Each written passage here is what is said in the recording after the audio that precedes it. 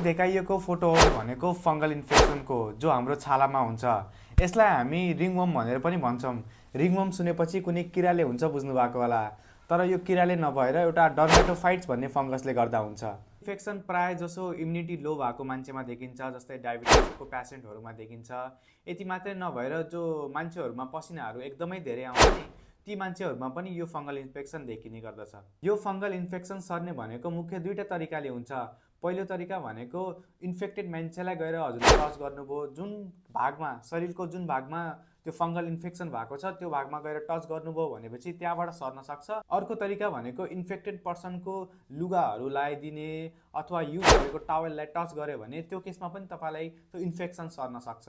यसलाई कसरी ट्रिटमेन्ट गर्ने त? यसलाई ट्रिटमेन्ट गर्ने उपाय भनेको तपाईले डर्मेटोलोजिस्टकोमा जाने, जाँच गराउने र औषधि लिने। आफै कसैलाई सुनेको भरमा गएर औषधि पसलमा गएर औषधि किन्ने चाहिँ नगर्नु होला। तपाईले त्यस्तो गर्नुभयो भनेपछि त्यो फैलिँदै जान्छ। गलत औषधि पाउनुभयो अनि फैलिँदै गयो। आज एक ठाउँमा छ भनेपछि त्यो ठाउँबाट सरेर शरीरभरि नै फैलिन सक्छ। अनि हजुरले निको उपचार पाउनु भएन भनेपछि यो वर्षौंसम्म तपाईको शरीरमा बस्न सक्छ र हजुरले यो विभिन्न मान्छेलाई सार्न सक्नुहुन्छ।